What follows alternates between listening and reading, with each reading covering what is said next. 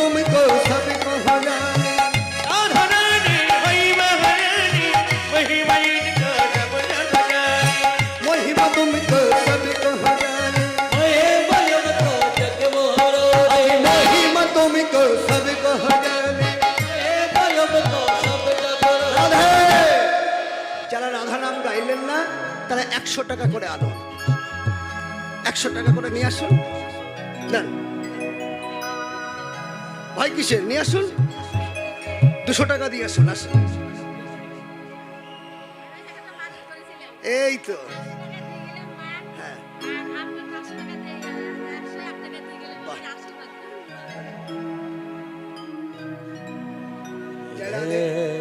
আমার মা জননী মন্দিরে 500 টাকা দান করেছেন। মানুষা ছিল, মনের আশা পূর্ণ হয়েছে, তার জন্য 500 টাকা দান করলেন।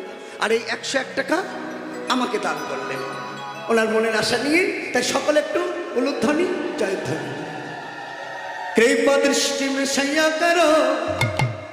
কি হলো, নিয়ে আসুন। কি ব্যাগের মধ্যে হাতটা ঢোকান।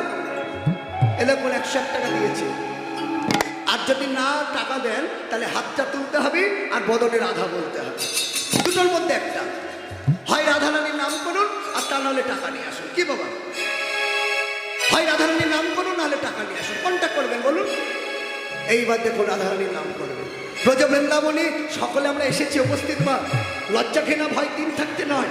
শুনুন মা, মনে রাখবেন, এই দিনটা চলে গেলে, আজকের এই দিনটা আগামীতে আবার কি থাকবো না তার তো কোনো গ্যারান্টি না। কেউ যাবে, কেউ আসবে, কিন্তু মা যে দিনটা চলে যায় সে দিনটা ধরে পাওয়া যায় না। তাই আজকে বড় সুদিন। কমিটি দাদা ভাইরা সকলে আপনাদের এত সুন্দরভাবে ভক্ত সমাগম করেছেন, ভক্তের সঙ্গ করে বাড়িয়ে দিয়েছেন হাতটা। তাহলে আপনারা কি করবেন? আপনারা এই তো বড় সুযোগ। শুনুন, যত ভিতরে যত আপনারা লুকিয়ে থাকবেন তত পিছিয়ে যাবেন, আর যত সম্মুখে থাকবেন, যত আগিয়ে যাবেন, তত আপনারা একটু ভজনের পথে ঊর্ধ্বগামী হবেন। কেমন? কৃপা দৃষ্টি মে সৈয়া করো, হাত তুলুন। রাধে রাধে জপা করো, রাধে রাধে জপা করো, কৃষ্ণ নামে রস প্রিয়া করো। রাধে রাধে জপা করো, কৃষ্ণ নামে রস প্রিয়া করো। সকলে উলুধ্বনি হয়ে যায়, উলুধ্বনি।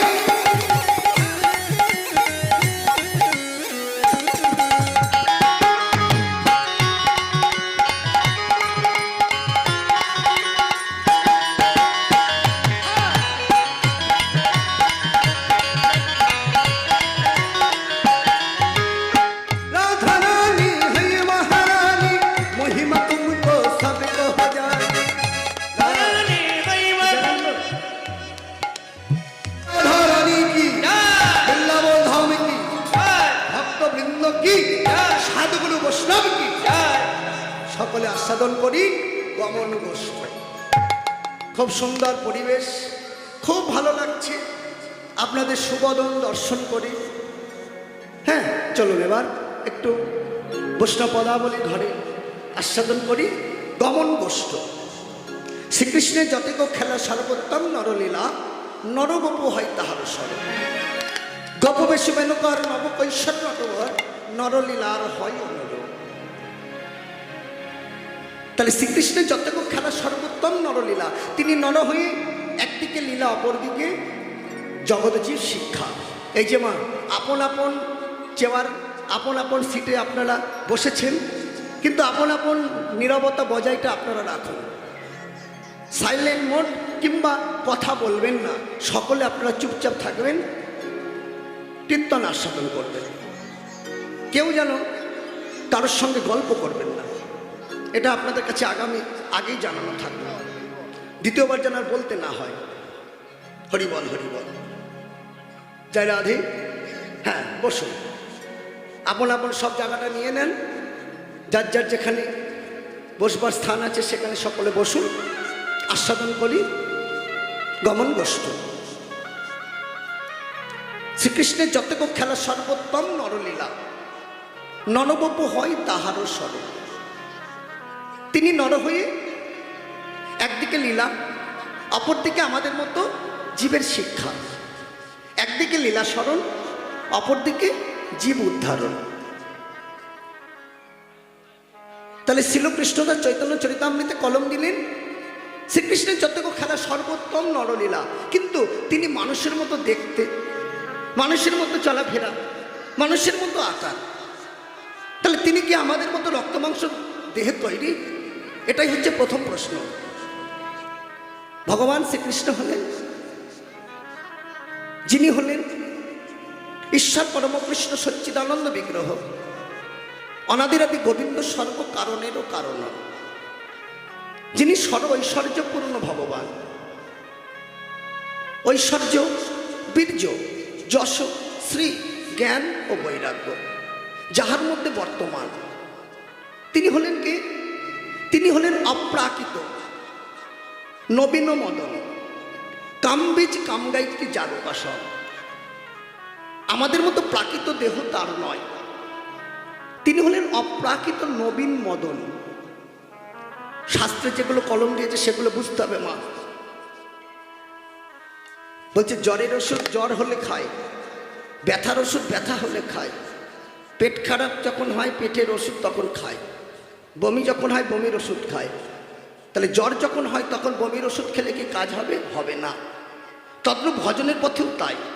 ভজনের পথে আগাতে হবে ঠিক সেই সাবধানতা নিয়ে, জেনে শুনে। আর জেনে শুনে যদি আপনি আগাতে পারেন তাহলে আপনাকে কেউ ঠকাতে পারবে না, আপনি জিতে বাড়ি আসবেন, আপনি জিতে বাড়ি আসবেন। আর না জেনে শুনে যদি আমি বাইর হই, না জেনে শুনে যদি আমি যাই, তাতে কি হবে? ভুল বললো না ঠিক বললো সেটা কিন্তু আমার বিচার হলো না। এই শোনা, চুপ করো বাবা, তাহলে সেটা কিন্তু বিচার হলো না। তাহলে নিজে যদি জানি তাহলে সে ভুল বলছে না ঠিক বলছে সেটা তাহলে আমি নিজে উপলব্ধি করতে পারবো। মহতিগণরা কি করে? সাধুগুরু বৈষ্ণবরা কীর্তন শ্রবণ করে, সব করে, কিন্তু সার বস্তুটুকু নেয় আর অসারটুকু ফেলে দেয়।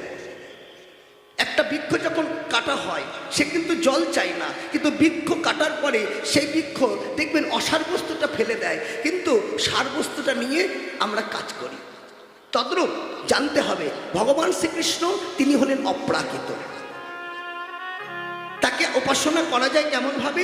গুরুদেবের দেওয়া যে কামবীজ কামগায়িত্রী সকলে পেয়েছেন, কামবীজ কামগায়িত্রী যার উপাসন, তিনি নবীন মদন, অপ্রাকৃত নবীন মদন। আর আমাদের দেহটা হলেন প্রাকৃত।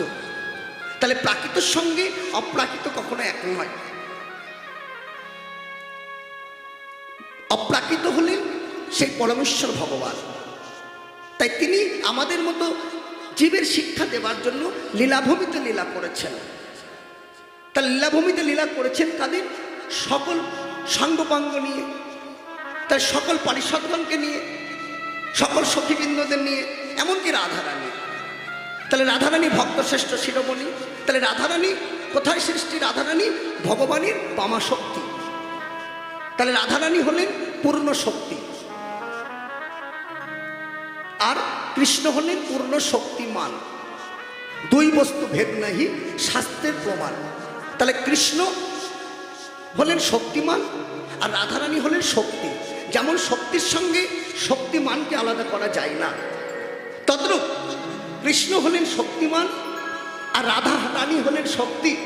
তাহলে শক্তি আর শক্তিমান দুই বস্তু ভেদ নাই, তারা দুই বস্তু ভেদ নয়, শাস্ত্রের প্রমাণ। তাহলে সেই অপ্রাকৃত নবীন মদন কামবীজ কামগায়িত্রী যার উপাসন। তাই শ্রীকৃষ্ণদাস চৈতন্য চরিতামৃতে কলম দিলেন শ্রীকৃষ্ণের যতটুকু খেলা সর্বোত্তম নরলীলা, নরগোপ হয় তাহারও স্বরূপ। গোপবেশ বেণুকর নব কৈশোর নটবর, নরলীলার হয় অনুরূপ। কৈশোর বয়সে ভগবান লীলা করেছেন ব্রজ বৃন্দাবনে, ব্রজভূমিতে, কৈশোর বয়স, নরলীলার হয় অনুরূপ।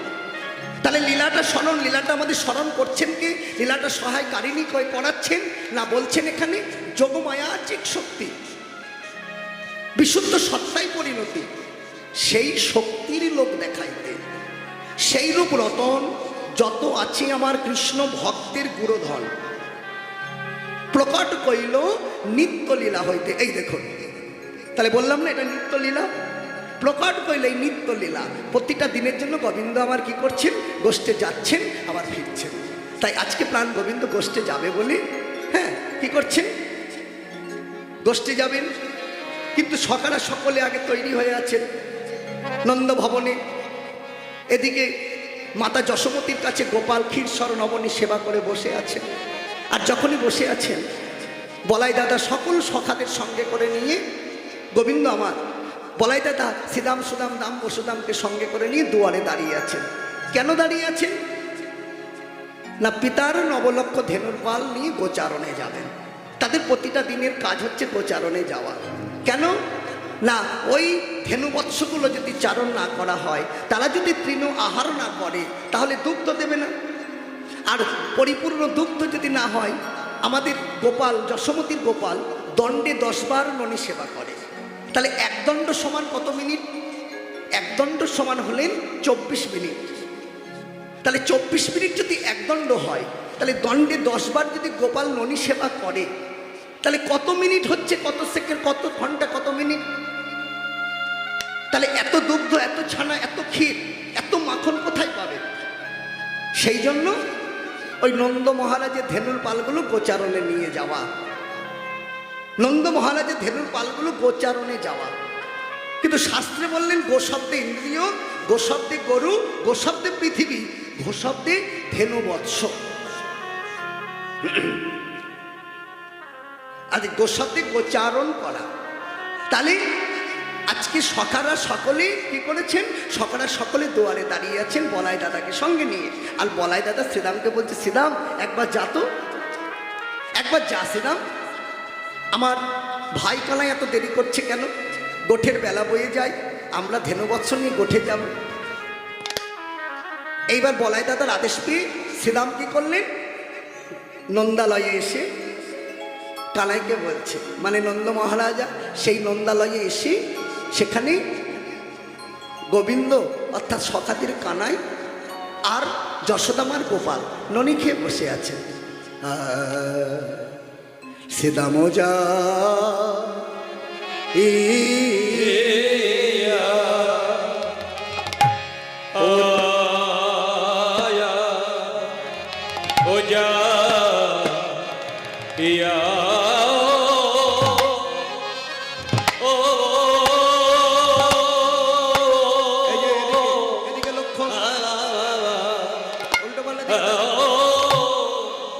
কহে নন্দের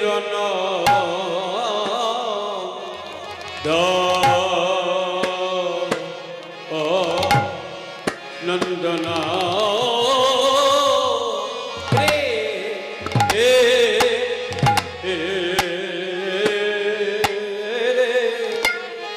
নন্দনা রে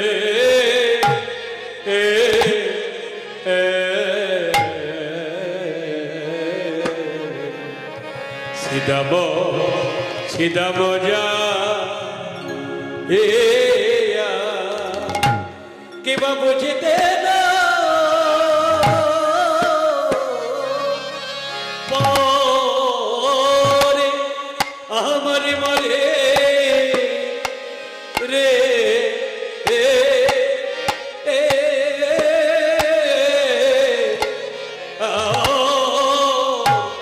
पर कने तुम्हार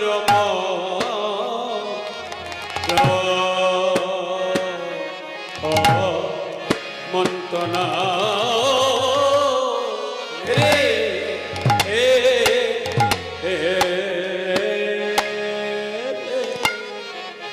कने तुई के गो जबे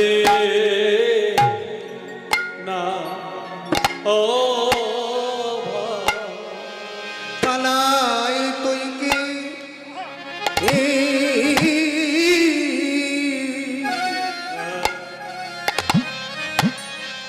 তুই কি গোঠে যাবি না রে? কানাই তুই কি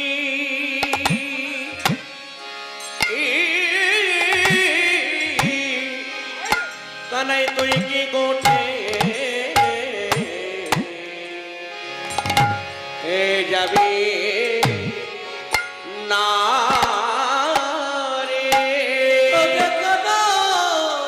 তুই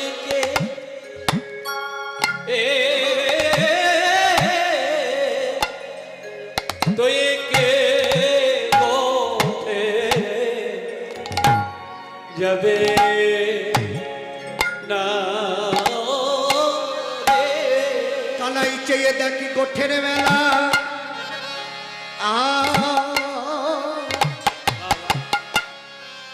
অধি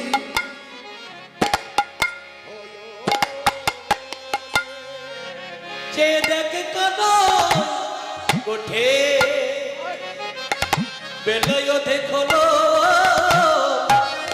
দেখে গোঠে যাবে না। কানাই গোঠের বেলায় অধিক হলো তুই কি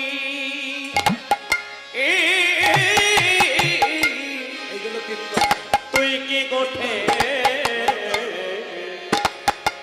যাবি না দেখলো আরে তুই কে